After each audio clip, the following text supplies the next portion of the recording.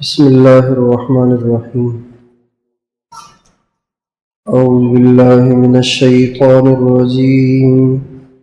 بسم الله الرحمن الرحيم. يا بني أقم الصلاة وأمر بالمعروف وانه عن المنكر واصبر على ما أصابك إن ذلك من عزم الأمور ولا تسعر خدك للناس ولا تمش في الأرض مرحا إن الله لا يحب كل مختال فخور. ایک ماں ایک باپ کی اپنی اولاد کے حوالے سے سب سے بڑی ذمہ داری یہ ہے کہ وہ ان کو نیک بنا کے مرے. ایک ماں ایک باپ کی سب سے بڑی ذمہ داری یہ ہے کہ وہ اپنی اولاد کو نیک چھوڑ کے مریں. ان کو روزگار سے لگا کے مریں یہ ان کی ذمہ داری نہیں ہے. ان کو کسی عہدے پہ پہنچا کے مریں یہ ان کی ذمہ داری نہیں ہے. ان کو نیک بنا کے مریں یہ ان کی ذمہ داری ہے. اور اگر اس میں وہ کوتاہی کریں گے تو وہ اللہ کے ہاں پکڑے جائیں گے، اللہ تعالیٰ کے ہاں پکڑے جائیں گے. اور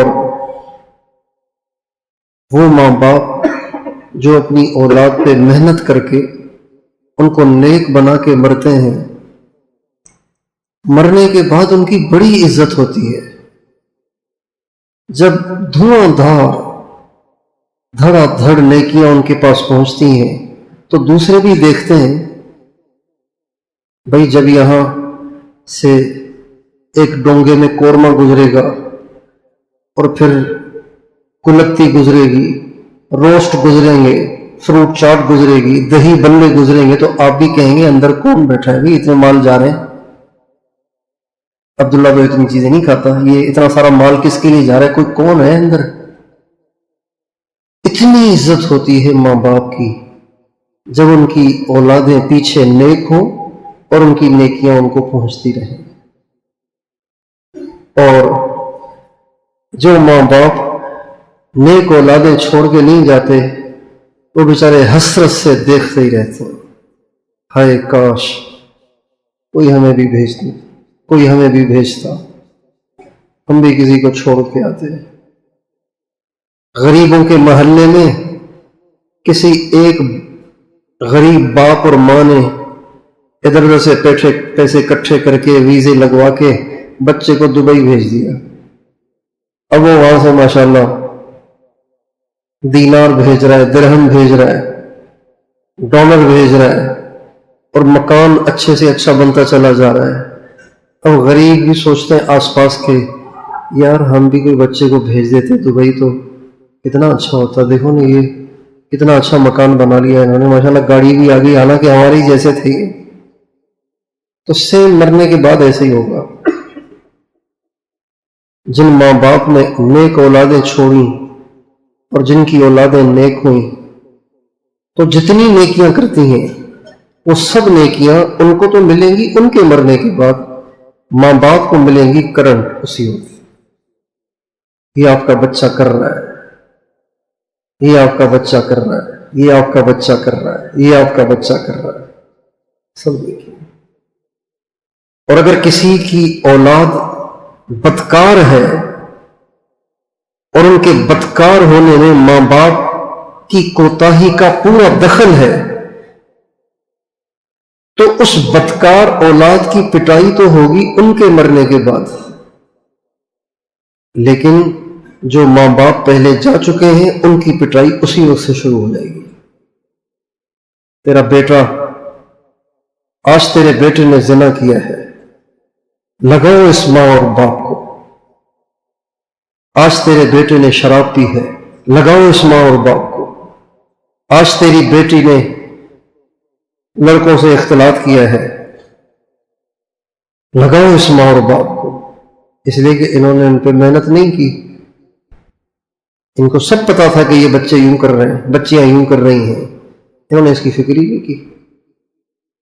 اگر لوگوں کو پتا چل جائے نا کہ اولاد کے نیک ہونے کا مرنے کے بعد کتنا فائدہ ہے اور اولاد کے نیک نہ ہونے کا کتنا نقصان ہے، تو سچ پوچھیں ساری دنیا کے ماں باپ سارے کام چھوڑ کر صرف اپنے بچوں پہ توجہ دے کے ان کو نیک بنانے کی محنت میں لگ جائیں، اپنی دکانیں بھی بند کر دیں، کاروبار بھی بند کر دیں، اور کہیں پہ فاقہ کر لیں گے پہلے ان کو نیک بناؤ، اس لیے کہ ایسے نہ آج ہی موت آ جائے۔ اگر ان کو پتہ چل جائے اولاد کی تربیت، اولاد کا نیک ہونا اتنا ضروری ہے۔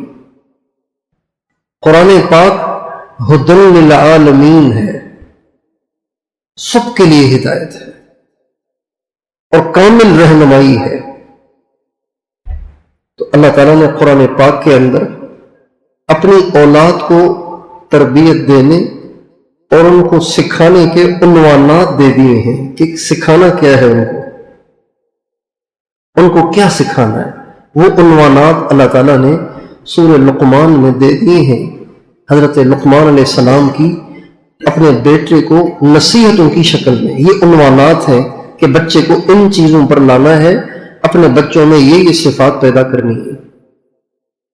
عنوانات نہیں ہوں گے نا تو لوگ کیا کرتے ہیں، بیچارے مخلص ہیں، وہ چاہتے ہیں کہ بچے نیک بنے، لہذا سونے کی دعا بھی یاد کرائیں گے، جاگنے کی دعا بھی یاد کرائیں گے، بیت الخلا کی دعا بھی یاد کرائیں گے، لیکن اس کو باادب نہیں بناتے ہیں، اس میں نماز کی عظمت اور اہمیت نہیں بٹھاتے ہیں، ماں باپ کے تقدس کو ان کے دل میں نہیں بٹھاتے ہیں۔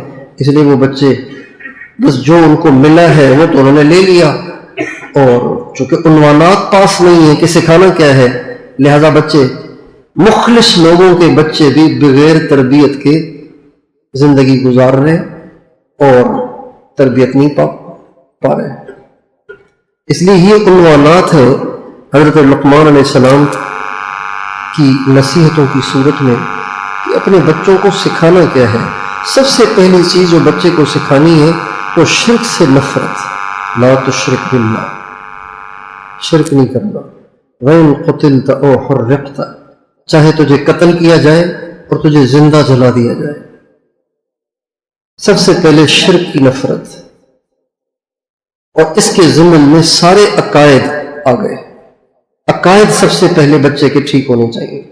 بچے کو پتہ ہونا چاہیے کہ قیامت آئے گی، حساب کتاب ہوگا، اور بچے کو پتہ ہونا چاہیے سارے انبیاء برحق ہیں، اللہ کے فرشتے بھی ہیں، قیامت کا دن بھی ہوگا، تقدیر بھی ہے، اچھے برے حالات اللہ کی طرف سے بنتے ہیں، اور 4 کتابیں ہیں اور بہت سے صحیفے ہیں، اور سارے پیغمبر برحق ہیں، لیکن اس وقت جس پیغمبر کی ہم نے اطاعت کرنی ہے ان کا نام حضرت محمد صلی اللہ علیہ وسلم ہے، اور آپ آخری نبی ہیں، آپ کے بعد کسی نبی نے نہیں آنا،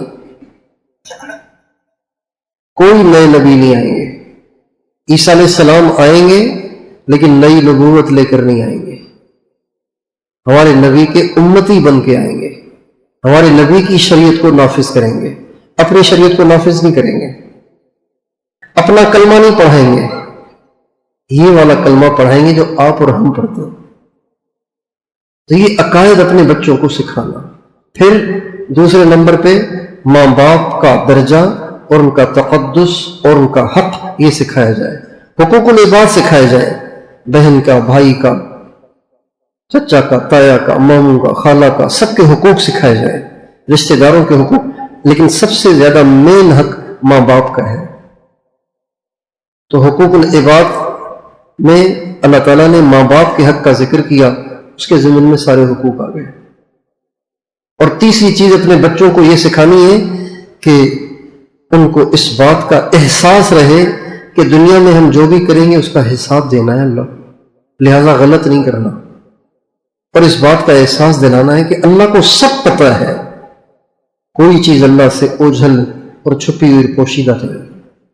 إِنَّهَا إِن تَكُ مِثْقَالَ حَبَّةٍ مِّنْ خَرْدَلٍ فَتَكُنْ فِي صَخْرَةٍ أَوْ فِي السَّمَاوَاتِ أَوْ فِي الْأَرْضِ يَأْتِ بِهَا اللَّهُ۔ اور اگلی بات جو اپنے بچوں کو سکھانی ہے، جس پہ اپنے بچوں کو لانا ہے، وہ ہے اقامت صلاۃ، نماز کا قائم کرنا۔ اصول اور آداب کے ساتھ صحیح طریقے سے خشوع و خضوع کے ساتھ نماز کا پڑھنا، جس میں یہ بھی داخل ہے کہ اذان ہوتے ہی سب کام چھوڑ کے پہلے نماز ادا کرنا. یہ اپنے بچوں کے مزاج میں داخل کر دی جائے کہ اذان کے بعد پھر کسی کام میں لگنا نہیں ہوتا، نماز پڑھنی ہوتی ہے. اللہ کے بلاوے کے بعد پھر کسی اور کام میں لگنے کا مطلب ہے کہ اللہ کے بلاوے کی کوئی پرواہ نہیں. اس میں ہم نماز کے فضائل سنائیں، نماز کی اہمیت سنائیں، فضائل اعمال کی تعلیم کے ذریعے اپنے اہل و عیال اور اپنے بچوں کے دل دماغ میں نماز کی اہمیت بٹھائیں. بے نمازی کا حشر فرعون کے ساتھ ہو، اور اس کے بعد اپنے بچوں کے دلوں میں نیکی کو زندہ کرنے کا جذبہ، نیکی کو پھیلانے کا جذبہ پیدا کیا جائے. وَأْمُرْ بِالْمَعْرُوفِ، نیکی کا حکم کرو، پھیلاؤ نیکی کو. اس کا جذبہ، نیکی کو زندہ کرنے کا جذبہ، انسانوں کو نیکی پر لانے، سیدھے راستے پہ لگانے کا جذبہ، فکر، یہ اپنے بچوں کے دل دماغ میں ڈالا جائے. جیسے ہمارے بچوں کو امتحان میں پوزیشن لینے کا شوق ہوتا ہے اور کھیل میں، میچ میں جیتنے کا شوق ہوتا ہے، ایسے ہی ہمارے بچوں کے دماغوں میں اور دلوں میں زیادہ سے زیادہ لوگوں کو نیک بنانے کا جذبہ ہونا چاہیے. ہاں بیٹا، آپ نے اپنی کلاس میں سے کتنوں کو نمازی بنا لیا ہے؟ ابو میں نے 10 بچوں کو نمازی بنایا. میری کلاس میں جو بچے پڑھتے ہیں نا، ان میں 10 ایسے تھے جو نماز نہیں پڑھتے تھے. ابو میں نے ان کو اتنی نماز کی فضیلت سنائی، اتنا سمجھایا. ماشاءاللہ میرے 9-10 ساتھی ہیں نا کلاس کے، وہ 10 کے 10 پانچوں نماز پڑھتے ہیں. آج بھی میں نے ان سے پوچھا تو بتا رہے تھے کہ ہم فجر میں بھی اٹھے تھے. یہ جذبات ہونے چاہیے بچوں کو. ہاں بیٹی، ابو میری کلاس میں نا بہت سی لڑکیاں پڑھتی تھیں، وہ اسکارف کر کے نہیں آتی تھیں. میں نے ان کو بہت سمجھایا، کئی دن سے میں نے سمجھایا ان کو. ماشاءاللہ اب 8-10 بچے نے اسکارف پہننا شروع کر دیا ہے. یہ جذبہ بچوں میں ہونا چاہیے. وَأْمُرْ بِالْمَعْرُوفِ وَانْهَ عَنِ الْمُنْكَرِ وَاصْبِرْ عَلَىٰ مَا أَصَابَكَ، اور اپنے بچوں کو صابر بنایا جائے. ان میں برداشت ہو، انتقام کا جذبہ نہیں ہونا چاہیے بچوں میں. بچپن سے ان کو سکھایا جائے کہ بیٹا ہم نے ری ایکشن نہیں دینا کسی کو، چاہے ہمیں کوئی کچھ بھی کہے، ہمیں جواب نہیں دینا. ہم نے معاف کرنا ہے، اس لیے کہ معاف کرنے والوں کو جنت کے بیچ میں محل ملے گا. ہمیں تو جنت میں محل چاہیے. اگر اس کو تھپڑ مار بھی دیا ہمیں کیا فائدہ ہوگا؟ صبر، بچوں کو صبر سکھایا جائے. ہونے والی زیادتی کو برداشت کرنا سکھایا جائے. پیش آنے والی ناگواری پہ صبر کرنا سکھایا جائے. خواہشات سے بھی صبر سکھایا جائے. بچہ کہے گا ابو مجھے اس عید پہ سائیکل چاہیے. اب اس کو صبر سکھائے. جو بچے کہیں اس کو پورا کرنا نہ سکھائے. بچوں کے ہر مطالبے کو پورا کرنا اپنی ذمہ داری نہ سمجھیں، بلکہ ان میں یہ بات پیدا کریں کہ دل میں پوری پیدا ہونے والی ہر خواہش کو پورا نہیں کیا جاتا. ہر خواہش تو پوری ہوگی جنت میں. وَلَكُمْ فِيهَا مَا تَشْتَهِي أَنفُسُكُمْ وَلَكُمْ فِيهَا مَا تَدَّعُونَ، جو چاہو گے ہوگا. یہ تو ہوگا جنت میں، یہاں نہیں ہوگا. اب ہوتا کیا ہے، ماں باپ محبت ہوتی ہے، بچے جو کہتے ہیں ماں باپ پورا کر دیتے ہیں، بچے جو کہتے ہیں ماں باپ پورا کر دیتے ہیں.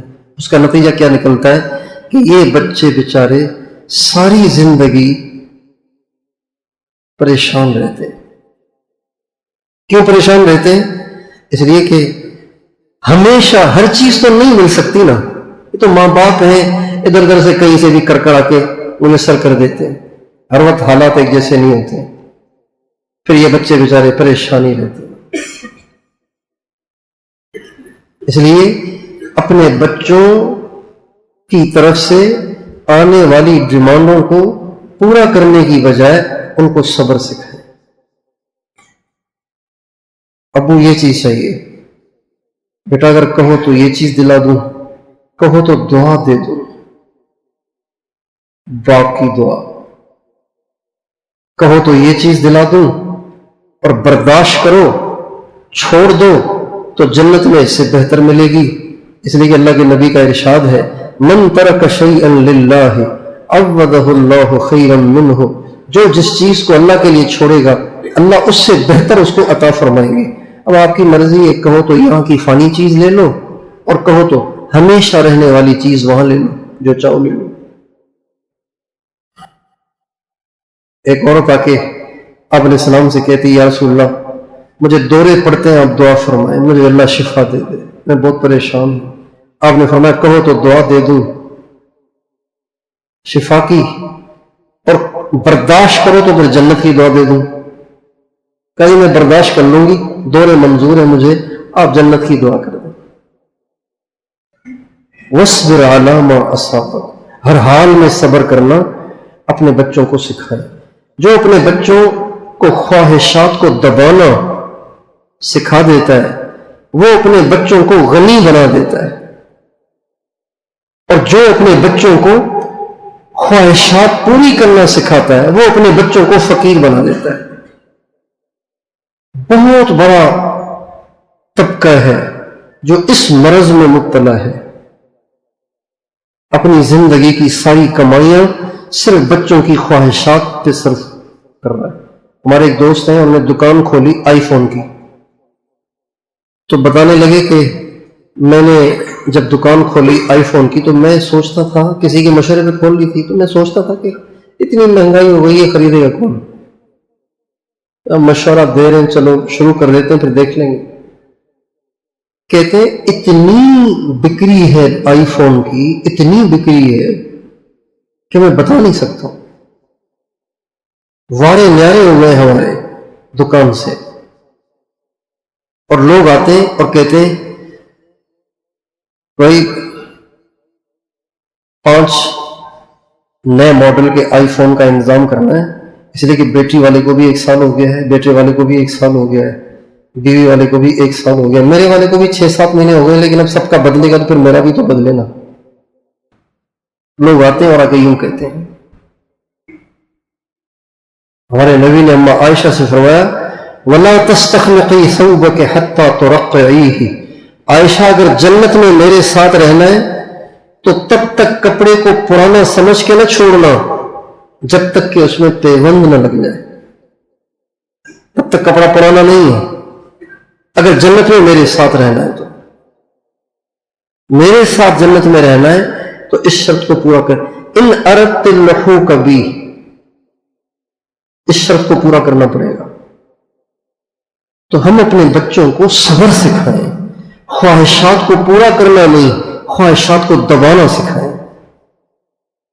امی آج بریانی پکائے نا، اچھا بیٹا ابھی پکاتی ہو لیکن صبر کرو گے تو ثواب ملے گا.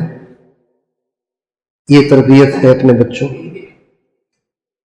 کیا کریں، سمجھتا نہیں کوئی ان باتوں کو. اور اگلی بات اپنے بچوں کو یہ سکھانی ہے کہ ان ذالک من عزم الامور، اپنے بچوں کے دلوں میں عمل کی اہمیت بٹھانی ہے، عمل کی قیمت بٹھانی ہے. دنیا کی قیمت نہیں بٹھانی، عمل کی قیمت بٹھانی. اس کی کیا صورت ہے؟ اس کی صورت یہ ہے کہ دنیا کے نقصان پہ زیادہ افسوس کا مظاہرہ نہ کریں، لیکن دین کے نقصان پہ زیادہ افسوس اور تکلیف کا مظاہرہ کریں، بتکلف ہی صحیح. ان ذالک من عزم الامور، بیٹا یہ جو عظیم الشان باتیں ہیں نا، یہ امور معظومہ میں سے ہیں، یہ ان امور میں سے ہیں جو اللہ کو پسند ہے، جن کا اللہ نے حکم دیا ہے، جن پہ اللہ نے اجر رکھا ہے، جن پہ اللہ نے وعدے کیے ہیں. تو یہ جو لفظ ذالک ہے، یہ ذالک بتا رہا ہے کہ اپنے بچوں کے دماغ میں عمل کی اہمیت بٹھانی ہے. ذالک جیسے دور کے لیے آتا ہے، ایسے ہی اس قریب چیز کے لیے بھی آتا ہے جو عظیم الشان ہو. قریب ہے لیکن ہے عظیم الشان، اس لیے اس کے لیے ذالک آتا ہے.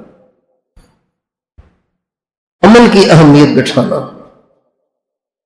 ایگزام میں فیل ہو جائے تو حوصلہ افزائی کریں، نہیں ایسی کیا بات ہے بیٹا، پھر پاس ہو جائیں گے، اس میں کیا بات ہے.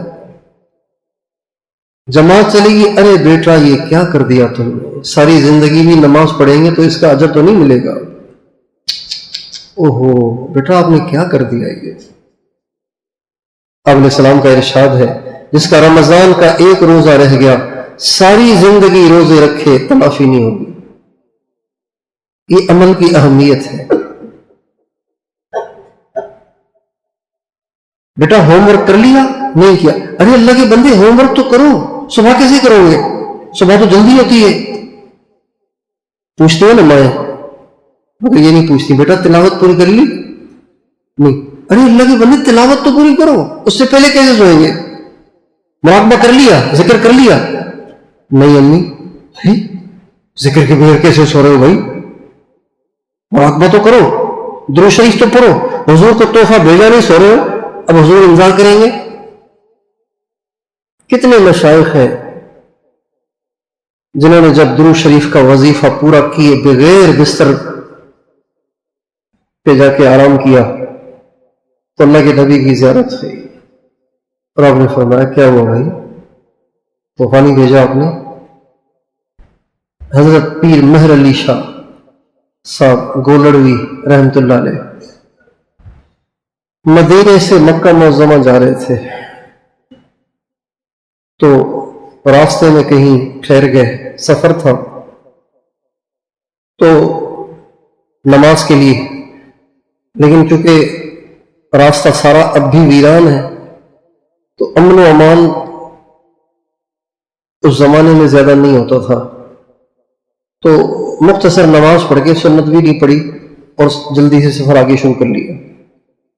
رات کو جب سوئے تو آپ علیہ السلام کی زیارت ہوئی اور آپ علیہ السلام نے فرمایا ایک سید کے لیے مناسب نہیں ہے کہ وہ میری سنت چھوڑ دے، سید ہو کے تم میری سنت چھوڑ رہے. ایک دفعہ ہم سفر میں تھے تو ایک جگہ ہم نے عشاء کی نماز پڑھی تو فرض پڑتے ہی ہم فوراً آ کے گاڑی میں بیٹھ گئے، اس لیے کہ اس کے بعد گاڑی ملنی نہیں تھی. ہم جلدی سے آ کے فرض پڑھ کے بیٹھ گئے. مسافر نہیں تھے، حیدرآباد سے آ رہے تھے، رات کو دیر ہو گئی تھی. تو میرے ساتھ جو ساتھی تھے میں نے کہا سنت یاد سے پڑھنی ہے، سنت چھوڑنی ہے. کہا یار ابھی ہمت نہیں ہے. تو میں نے ان سے کہا پتہ ہے جس کی سنت آپ چھوڑنے کی نیت کیے ہوئے ہیں وہ کس کی سنت ہے؟ یہ جب میں نے کہا تو ان کی آنکھوں سے آنسو نکل آئے.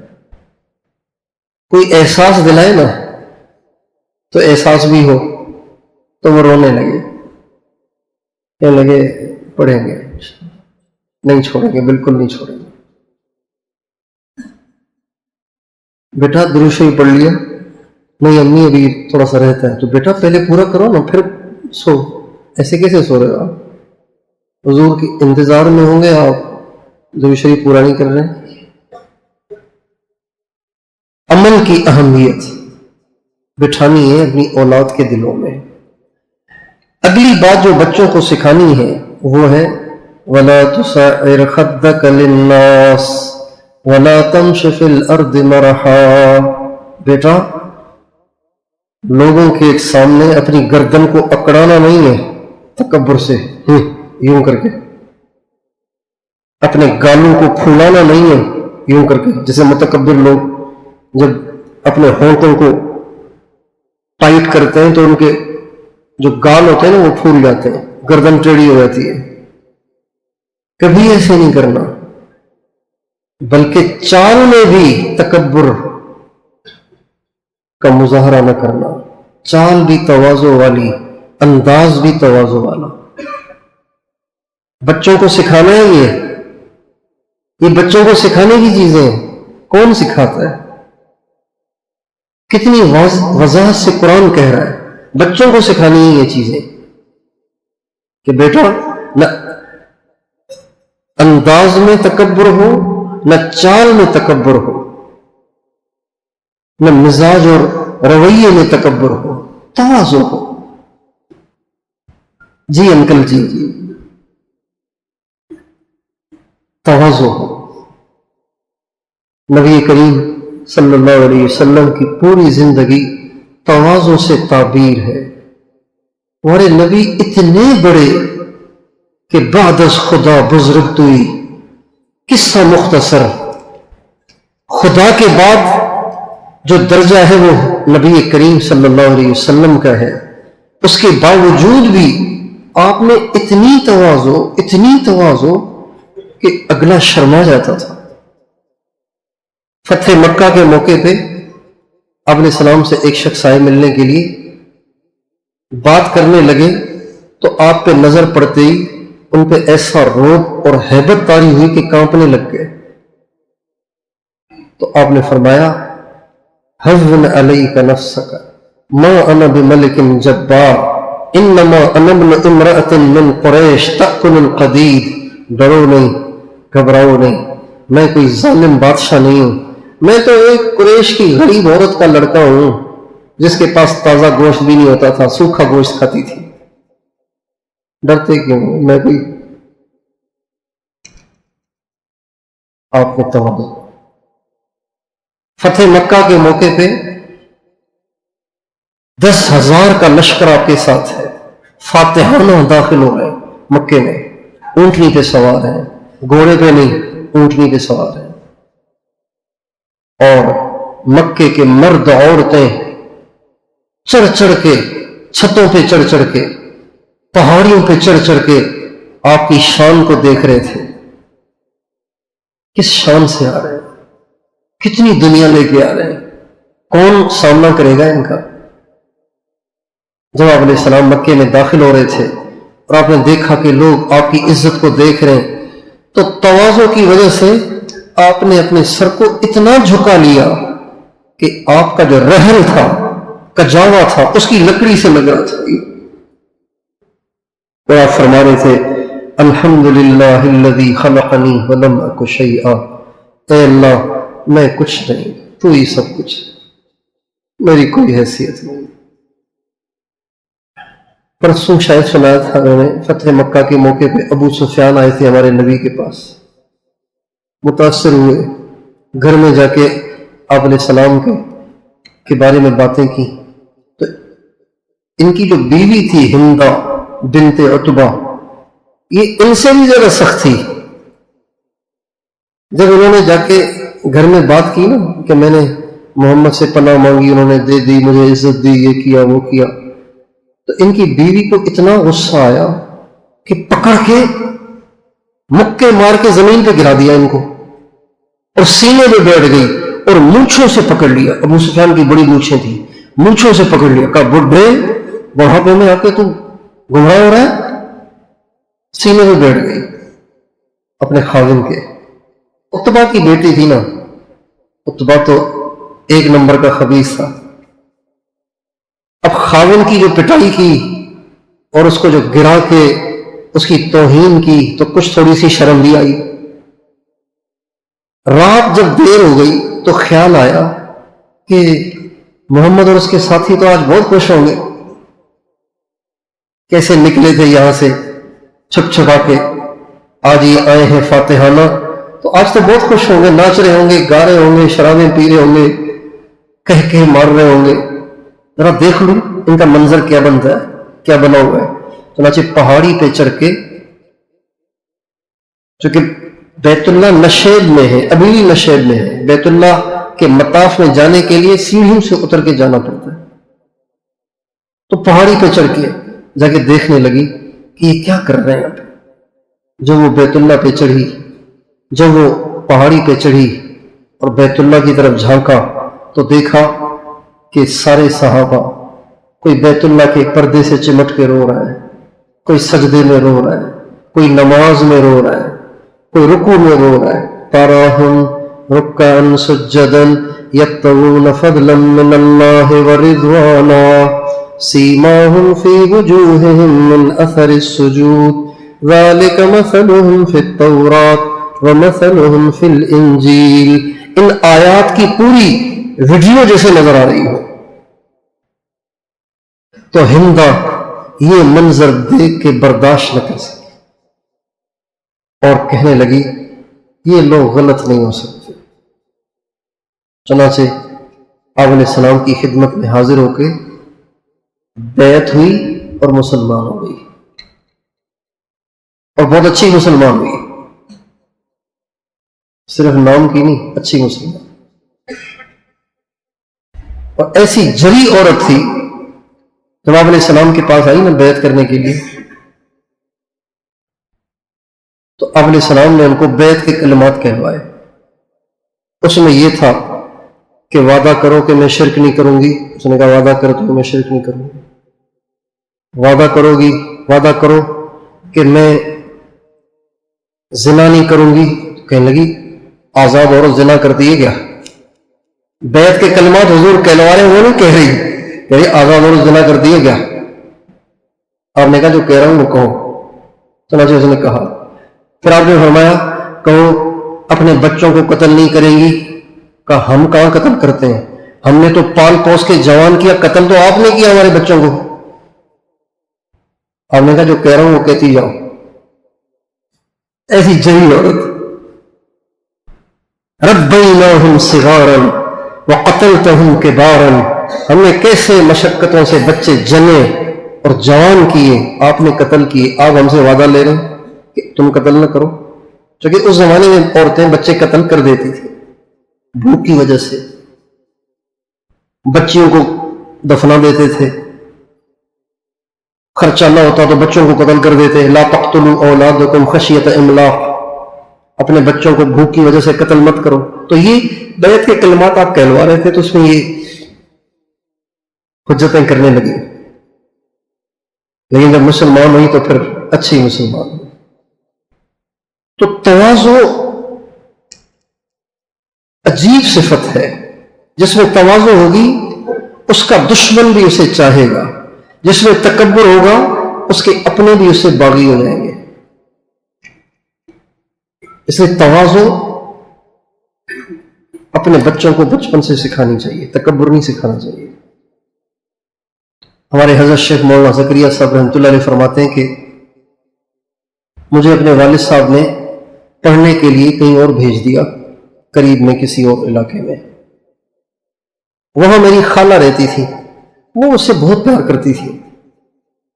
انہوں نے میرے لیے ایک سوٹ سلوایا جوڑا، اور خوبصورت ایک جوتا خریدا محبت میں. تو مجھے کپڑے پہنائے اور جوتا بھی پہنایا. جمعہ رات کو میں نے گھر آنا تھا تو میں گھر آیا چھٹی پہ.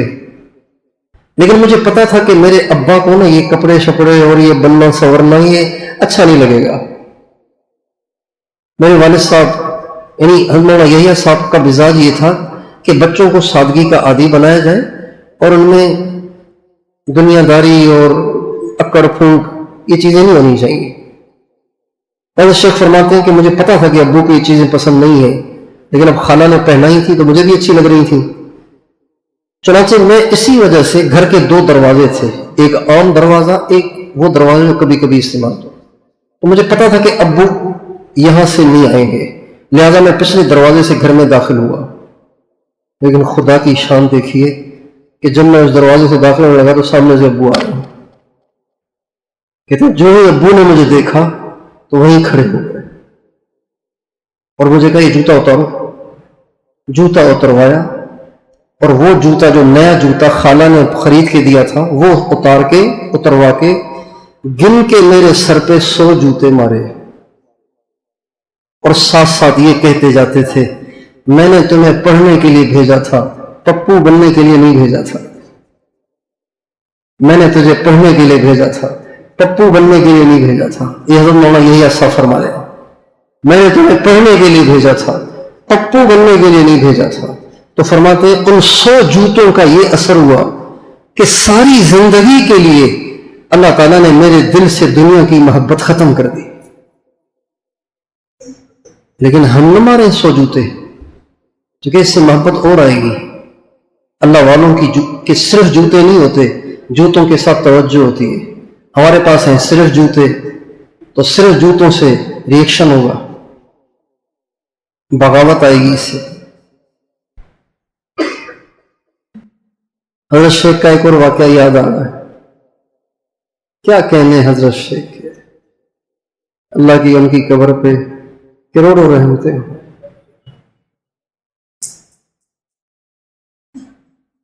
फरमाते हैं मैं छोटा सा था तो मेरी वालदा ने मुझे एक तकिया बना के दिया था। छोटे बच्चों को छोटे तकिए अच्छे लगते हैं, माएँ बना के देती हैं उनको, वो उसी पे सोते हैं, उस पे लड़ते हैं आपस में।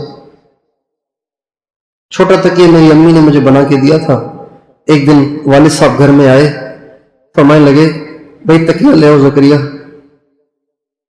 तो मैंने कहा अब्बू अपना ले आओ, अपना। ये कह के मैं भाग के गया, अपना तकिया ले आया और अपने जोम में समझता रहा अपना तकिया पेश करूंगा तो बड़ी शाबाशी मिलेगी। देखो भाई अपना तो किसी को भी नहीं देते बच्चे, देखो ये मुझे अपना दे रहा है। कहते जो ही तकिया लाके दिया तो वाले साहब ने तकिया लेके जोर से रख के एक ऐसा तमाचा लगाया कि धुएं निकलने लग गए। फिर फरमाने लगे अभी से तूने चीजें अपनी बनाना शुरू कर दी हैं, जब कमाना फिर कहना मेरी चीज, अभी तेरा कुछ नहीं है। फरमाते हैं उस थप्पड़ का ये असर हुआ कि आज तक मैंने जिंदगी में कभी किसी चीज को अपना नहीं समझा, मेरा कुछ नहीं है, ये सब पराया है। और हमारे बुजुर्गों में जो तवाज़ो अल्लाह ताला ने हजरत शेख में रखी, वो बहुत कम बुजुर्गों में नजर आई। आप उनकी किताबें पढ़ें, शाहकार, स्यारू, बदकार, नालायक, दुनिया की बेसबाती के उन्वान से आयात और अहादीस चल रही है। आखिर में आके फरमाते हैं याद आए तो इस दुनिया के कुत्ते को भी याद रखना कि अल्लाह इसे दुनिया की मोहब्बत से नजात दे। फज़ाइल रमजान में इफ्तारी की दुआओं का तस्करा चल रहा है, तो आगे कहते हैं अगर याद रहे तो इससे आकार को भी याद रखें, मैं साइल हूं, साइल का हक होता है।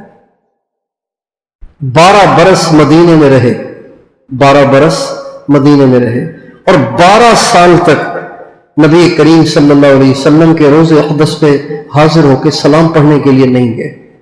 और फरमाते थे कि मुझे शर्म आती है, मैं क्या मुंह लेके जाऊं, इसलिए मैं बस दरवाजे के बाहरी से सलाम पेश कर देता हूं।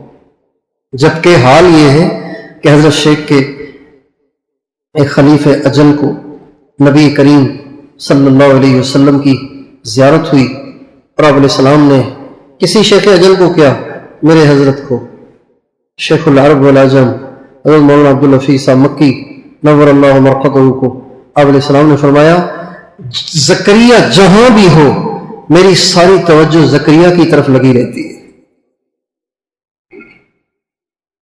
जो जितना ज्यादा झुकेगा उतना ज्यादा उठेगा। ये अपने बच्चों को हमें सिखाना है कि हमें तवाज़ु इख्तियार करनी है। अपने बच्चों को भी, अपनी बच्चियों को भी, अपनी औलादों को क्या सिखानी है, क्या सिखानी है? तवाज़ु। वला तुसाइर खद्दक लिन्नास वला तमशी फिल अर्द मरहा। चाल में भी तवाज़ु हो। एक दफा एक चबूतरा नुमा जगह थी ऊंची, उस पर बैठ के शरीर खा रहे थे। तो मक्के में एक, मदीने में एक औरत थी, बहुत बदतमीज थी, इंतहा दर्जे की बदजुबान औरत होके मर्दों को छेड़ती रहती थी। पता नहीं ज़हनी तवाज़ुन सही नहीं था या क्या मसला था। एक दफा आप अलैहि सलाम के पास से गुजरी, आप अलैहि सलाम शरीर खा रहे थे, कहने लगी ये देखो कैसे खा रहा है, गुलामों की तरह बैठा हुआ है, गुलामों की तरह खा रहा है। आपने फरमाया मुझसे बड़ा गुलाम कौन होगा? वह अय्यु अब्दिन अअबदु मिन्नी, मुझसे बड़ा गुलाम कौन होगा? सबसे बड़ा गुलाम होगा। कहने लगी मुझे नहीं कहेगा, ये खुद खाएगा। आपने कहा हो खाओ, मैं कब रोक रहा हूं आपको। कहने लगी नहीं, अपने हाथ से खिलाओ। आपने लुक़मा दिया। कहने लगी अपने मुंह से निकाल के खिलाओ। और हाँ, ये मुंह से निकाल के दे दिया आपने। जो ही सरकार के लुआब का लगा हुआ लुक़मा उसके अंदर में गया, कहते हैं उसके बाद उस औरत में इतनी हया और अखलाक आ गए कि वो अपनी मिसाल आप हो गई। ऐसी तवाज़ु। गधे पे सवारी करते थे हमेशा, कभी कभी ऊंटनी पे, इक्का दुक्का घोड़े पे, वरना गधे पे सवारी करते थे। ऊन का लिबास पहनते थे, बकरी का दूध खुद दोते थे, बकरी को बांधना होता खुद बांधने चले जाते थे। मेहमान आता खुद खाना पेश करते, खुद पानी पेश करते, खुद तकिया पेश करते थे। इतनी तवाज़ु।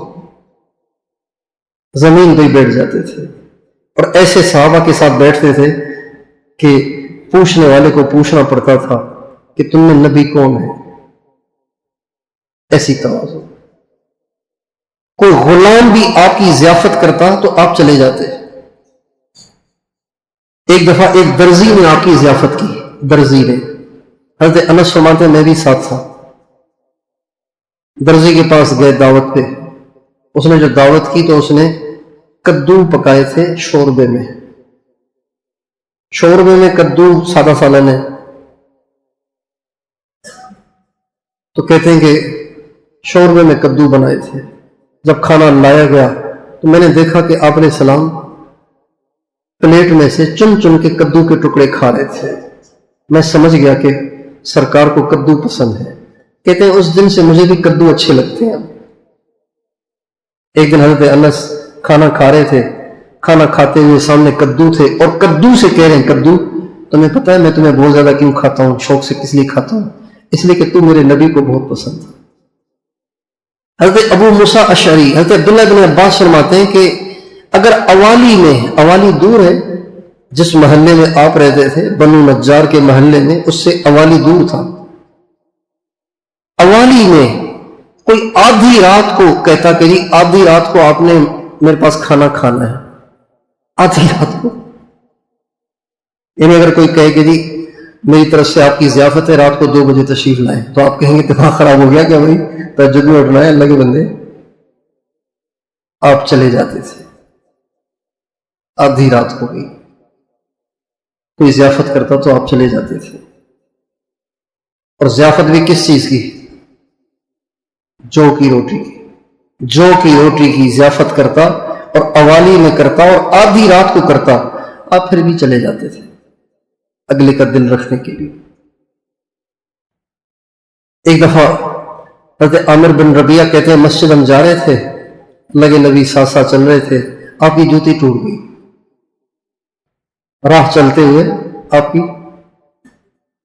मैंने फौरन आपकी जूती उठाई ताकि उसको गिरे गिरे लगाऊं ताकि चलने के काबिल हो जाए, मस्जिद तो पहुंचे। तो आपने फौरन मेरे हाथ से छीन ली। मैं तुम क्यों करोगे, मैं खुद करूंगा। इसका मतलब है मैं कोई बड़ा हूं कि तुम मेरी जूती ठीक करोगे। इन्नहा असरतुन वला उहिब्बुल असरता, ये इम्तियाज है, मैं इन मुमताज रह के रहना पसंद नहीं करता हूं। हज़रत अब्बास कहते हैं कि एक दफा मुझे ख्याल आया कि मैं अल्लाह के नबी से ऐसा कोई सवाल करूं जिससे मुझे पता चले कि अल्लाह के नबी की जिंदगी कितनी है, अभी मजीद कितना वक्त हमें इस्तिफादे का मौका मिलेगा। ऐसा कोई सवाल करूं कि जिससे मुझे अंदाजा हो जाए। चनाचे मैंने कहा या रसूलल्लाह, मैं देखता हूं कि लोग आपको तकलीफ देते हैं, चलते हैं गुबार उड़ता है, आप बैठे रहते हैं, मट्टी पड़ती रहती है, कोई यहां से पकड़ता है कोई यहां से पकड़ता है, तो आपके लिए कोई हम अलग से जगह बना दें छप्पर नुमा, वहां से आप लोगों से बात किया करें। आपने फरमाया ला अज़ाल बैन अज़हुरिहिम यतऊन उनकी, चचा जान मैं इन्हीं के बीच में रहूंगा ताकि ये मेरी गर्दन को रोनते रहे, मेरी चादर को खींचते रहे। اور پھر اللہ تعالیٰ مجھے ان سے ایک دن راحت دے دے، اللہ تعالیٰ مجھے ان سے راحت دے دے۔ کہتے میں سمجھ گیا کہ سرکار کی زندگی اب بہت تھوڑی رہ گئی، زیادہ عرصہ ہوتا تو آپ کہتے ٹھیک ہے بنا دو گئی۔ حضرت جابر فرماتے ہیں کہ آپ علیہ السلام میرے پاس عیادت کے لیے تشریف لائے تو پیدل آئے، اکیلے پیدل چل کے میرا حال پوچھنے آئے، بھائی جابر کئی دن سے میں نے سنا ہے آپ بیمار ہیں، کیا حال ہے؟ کبھی پاؤں میں درد ہے۔ آپ نے فرمایا دایاں ہاتھ رکھو اور بسم اللہ پڑھو اور یہ دعا پڑھو، اعوذ بعزت اللہ وقدرتہ من شر ما اجد واحاذر، 7 دفعہ پڑھو۔ حضرت جابر کہتے ہیں مجھے اتنا شدید درد تھا کہ میں نے کہا میں مر جاؤں گا، لیکن جو ہی میں نے 7 دفعہ یہ دعا پڑھی ایسے درد غائب ہو گیا جیسے تھا ہی نہیں۔ یہ 2 حدیثیں ہیں جن کو میں نے ملا کے پیش کیا آپ کے سامنے۔ یہ الگ حدیث ہے کہ آپ علیہ السلام میری عیادت کے لیے تشریف لائے اور پیدل ہی آئے، اور دوسری حدیث میں یہ کہ آپ تشریف لائے، تو اندازہ تھا کہ شاید یہ ایک ہی بات ہوگی جس میں آپ نے دعا بھی سنائی اور ان کو پاؤں میں درد تھا۔ حضرت انس فرماتے ہیں کہ آپ علیہ السلام نے جو حج کیا نا، حجۃ الوداع، تو آپ کی اونٹنی پہ جو کجاوا تھا نا، جو چادر تھی، موٹی چادر جو تھی وہ پرانی سی تھی۔ کجاوا تو لکڑی کا ہوتا ہے، اس کے بعد چادر بچھاتے ہیں موٹی سی، تو وہ جو موٹی چادر تھی وہ بہت پرانی تھی، اتنی پرانی تھی کہ اگر اس کو بیچا جائے تو 4 درہم بھی نہ ملے، اتنی پرانی، 4 روپے میں بھی نہ بکے، اتنی پرانی چادر پہ آپ کی سواری تھی، اور آپ فرما رہے تھے اللہم اجعل حجۃ لا رئاء فیہ ولا سمعہ، اے اللہ اس حج کو قبول کر، اور یا اللہ اس حج کو ایسا بنا کہ اس میں نہ ریا ہو نہ دکھاوا ہو، نہ کسی کو دکھانا ہو نہ کسی کو سنانا ہو، نہ اکڑ ہو نہ اس میں تکبر ہو۔ اب اتنی پرانی چادر پہ جو سواری کرے گا اس میں کیا اکڑ پیدا ہوگی؟ اس کے باوجود بھی آپ فرما رہے کہ اللہ اس حج کو ایسا بنا کہ اس میں کوئی اکڑ شکڑ نہ ہو۔ ہمارے ہاں جب بچے بچیاں کچھ زیادہ پڑھ لیتے ہیں نا تو سمجھتے ہیں کہ اب ہم نے کام وام کوئی نہیں کرنا، چاہے مدرسے میں پڑھ لیں چاہے اسکول کالج میں پڑھ لیں، چھوٹے چھوٹے گھر کے کام کرنے میں وہ آر محسوس کرتے ہیں، حالانکہ نبی کریم صلی اللہ علیہ وسلم یہ چھوٹے چھوٹے کام خود کیا کرتے تھے۔ مدرسے میں پڑھنے والی بچی کو کہے نا کہ بیٹا آٹا گوندھ دو، وہ کہے گی میرا تو سونا بھی عبادت ہے، وہ مجھ سے آٹا گوندوا رہی ہیں۔ فرشتے پر بچھاتے ہیں اور آپ لوگ مجھے کہتے ہیں کہ آٹا گوندو۔ سرکار دو عالم، وجہ کائنات، خاتم النبیین، سید المرسلین صلی اللہ علیہ وسلم کی سب سے پیاری بیٹی فاطمہ، کہ جو جنت میں جانے والی ساری عورتوں کی سردار ہے، ان میں سب آ گئی، حضرت مریم بھی آ گئی، حضرت آسیہ بھی آ گئی، حضرت اماں عائشہ بھی آ گئی، حضرت اماں خدیجہ بھی آ گئی، حضرت حفصہ بھی آ گئی، حضرت جویریہ بھی آ گئی۔ اما ترضین ان تکونی سیدۃ نساء اہل الجنہ۔ علامہ مخدوم محمد ہاشم ٹھٹری رحمۃ اللہ علیہ نے اپنی کتاب میں دلائل سے اہل السنت والجماعت کا یہ نظریہ پیش کیا ہے کہ عورتوں میں سب سے افضل حضرت اماں فاطمہ، پھر حضرت اماں خدیجہ، پھر حضرت اماں عائشہ، اور چکی چلا چلا کے ہاتھ میں چھالے پڑ جاتے تھے، کپڑے میلے رہتے تھے، پانی بھر بھر کے چھاتی میں نشان پڑ جاتے تھے رسیوں کے، اور آٹا گوندھ رہی ہوتی تھی، آٹا خود گوندھ رہی ہوتی تھی، اور بال آٹے کے اندر گر رہے ہوتے تھے۔ پھر بال اٹھاتی تھی، پھر بال آٹے میں گر جاتے تھے، پھر بال اٹھاتی تھی، پھر بال آٹے میں گر رہے ہوتے تھے۔ حضرت اماں عائشہ آٹا خود گوندتی تھی، سارے نبیوں کے سردار کی بیوی آٹا خود گوند رہی ہیں۔ عمر چھوٹی تھی، بعض دفعہ آٹا گوندتے گوندتے نیند آ جاتی تھی، بکری آتی آٹا کھا جاتی، اماں عائشہ کو نیند آ جاتی۔ یہ اپنے بچوں کو سکھانا ہے، اپنی بچیوں کو سکھانا ہے، تواضع سکھانی ہے، بڑا بننا نہیں سکھانا، چودھری بننا نہیں سکھانا، شہزادہ بننا نہیں سکھانا، چھوٹا بننا سکھانا ہے، خادم بننا سکھانا ہے، مخدوم بننا نہیں سکھانا۔ کیا بننا نہیں سکھانا؟ مخدوم بننا نہیں سکھانا۔ کیا بننا سکھانا ہے؟ خادم۔ آپ تھک گئے ہوں گے نا، 11:38 ہو گئے۔ حضرت مولانا الیاس صاحب رحمۃ اللہ علیہ کے پاس آپ نے تو سن کے سو جانا ہے، میرے کو بھی تراویح پڑھنی ہے، طبیعت میری بہت خراب ہو گئی تھی۔ حضرت مولانا الیاس صاحب رحمۃ اللہ علیہ کے پاس تشریف لاتے تھے حضرت شاہ عبد القادر رائے پوری رحمۃ اللہ علیہ۔ تو انہوں نے ایک دفعہ مولانا الیاس صاحب سے، مولانا یوسف صاحب اور مولانا انعام صاحب، ایک حضرت مولانا الیاس صاحب کے بیٹے، ایک مولانا الیاس صاحب کے، مولانا الیاس صاحب کے بیٹے، اور دوسرے مولانا انعام صاحب عزیز تھے، قریبی عزیز تھے۔ تو ابھی مولانا یوسف صاحب، مولانا انعام صاحب بالکل جوڑی تھے، کٹھے، بچپن سے کٹھے، پڑھے بھی کٹھے، رہے بھی کٹھے، ساری چیزیں کٹھے، شادیاں بھی کٹھے ہوئی۔ تو ابھی چھوٹے تھے، تو حضرت رائے پوری رحمۃ اللہ علیہ نے ان دونوں بچوں کو بلا کے کہا بھائی تمہیں بھی حضرت دہلوی نے کچھ بتایا کہ نہیں بتایا؟ مولانا شاہ عبد القادر رائے پوری مولانا الیاس صاحب کو حضرت دہلوی کہتے تھے، تمہیں بھی حضرت دہلوی نے کچھ بتایا نہیں بتایا؟ یعنی تمہیں کوئی ذکر شغل مراقبہ وغیرہ بتایا نہیں بتایا؟ جی نہیں، ہمیں تو کچھ نہیں بتایا۔ تو حضرت رائے پوری نے مولانا الیاس صاحب سے کہا حضرت ان بچوں کو بھی تو کچھ بتائے نا؟ کہا اچھا۔ چنانچہ بات ختم ہو گئی۔ اگلی دفعہ جب حضرت رائے پوری تشریف لائے تو دیکھا کہ بچے بالکل بدلے ہوئے، ان کی کیفیت بالکل تبدیل۔ اللہ والوں کو پتہ چلتا ہے کہ کون اللہ سے کتنا تعلق رکھتا ہے، پتہ چل جاتا ہے۔ تو بچے بالکل بدلے ہوئے۔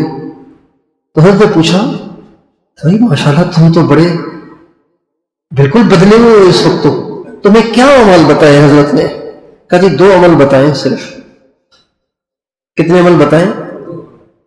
ایک یہ کہ ہر کام نیت سے کرو، اور دوسرا آنے والے لوگوں کی خوب خدمت کرو۔ بس کون سے عمل بتائیں؟ نہ کوئی ذکر، نہ کوئی مراقبہ، ہر کام نیت سے کرو۔ کھانا کھانا ہے نیت کرو، یا اللہ آپ نے کھانے کو کہا ہے اس لیے کھا رہا ہوں، اس لیے کھا رہا ہوں تاکہ کھا کے پھر کام کرو۔ کپڑے کیوں بدل رہے ہیں؟ حضور کو صاف ستھرا رہنا پسند ہے۔ نہا کیوں رہے ہیں؟ ہمارے نبی نہایا کرتے تھے، نہانے کی سنتیں اسی سے زندہ ہوں گی۔ پیشاب کرنے کیوں جا رہے ہیں؟ اس موقع پہ پیشاب کرنے کا حکم ہے، جب پیشاب آئے تو پیشاب کرنا حکم ہے۔ سو کیوں رہے؟ اللہ کے نبی نے فرمایا نیند آئے تو سونا ہے۔ پھر ایک دن مولانا الیاس صاحب رحمۃ اللہ علیہ نے ان دونوں بچوں کو بلایا اور فرمایا وضو کر کے آؤ۔ دونوں وضو کر کے آ گئے۔ عصر کی نماز کے بعد فرمایا عصر کے بعد آ جانا، وضو کر کے آ گئے۔ دونوں بچوں کو بٹھایا اور بیعت کر لی، بیعت کے کلمات کہلوا دیے۔ پھر فرمایا چلو اللہ برکت دے، یہ الفاظ فرمایا چلو اللہ برکت دے، اور انشاءاللہ برکت ہی ہے۔ اور آگے چل کے پھر دونوں مولانا الیاس صاحب کے خلیفہ ہوئے، مولانا یوسف صاحب بھی مولانا الیاس صاحب کے خلیفہ ہوئے، مولانا انعام صاحب بھی مولانا الیاس صاحب کے خلیفہ ہوئے۔ تو اپنے بچوں کو سکھانا ہے، خدمتوں میں لگانا ہے، خدمتیں سکھانی ہے، چھوٹا بننا سکھانا ہے، تواضع سکھانی ہے۔ کہ ہمارا بچہ کسی سے یوں آنکھیں پھاڑ کے بات کر رہا ہے آپ فوراً بچے کو لے لیں اور اس کو سمجھائیں، بیٹا یہ لہجہ حضور کا نہیں ہے، یہ انداز حضور کا نہیں ہے۔ ہمارے نبی تو تواضع کا پیکر تھے۔ سکھائیں گے تواضع؟ اللہ تعالی ہم سب کو اپنی اولاد کی صحیح تربیت کرنے کی توفیق دے۔